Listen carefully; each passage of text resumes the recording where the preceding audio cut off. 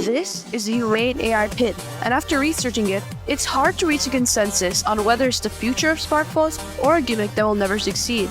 So, let's try and find out.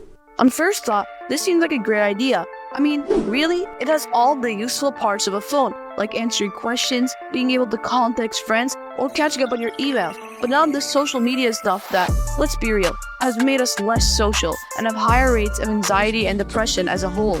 Also, it has ChatGPT built in, meaning it can do things like tell you the nutrients in the food you're eating or answer problems you're dealing with.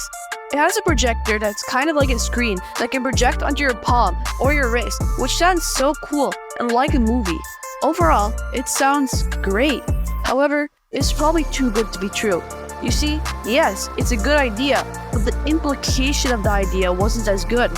For example, when it was asked how much protein was in a handful of almonds, it answered 15 grams, which is over twice as much as how much a handful of nutrient-dense almonds has.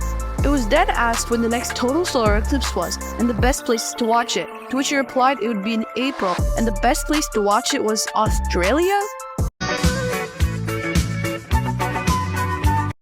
Now, it was right about the month. The next total solar eclipse will be in April of 2024, but the location was extremely off. The next solar eclipse will not be visible at all in Australia. It is in North America. Now, that in itself is a pretty small mistake, since knowing where the next solar eclipse is isn't exactly that important. But the fact that this device is supposed to replace your smartphone, yet it can't answer basic questions that your phone could easily answer, is quite concerning, you know. The company addressed and fixed the errors, but first impressions are everything, so it'll be hard for Humane to be able to get people to back their product after all the negative press they received at launch. Also, at $700 and $800 for certain colors, it's a hard bargain. So, is this the future of smartphones? Yes and no. Yes, the idea is great, and adding AI to consumer electronics is the next logical step, but we're not there yet.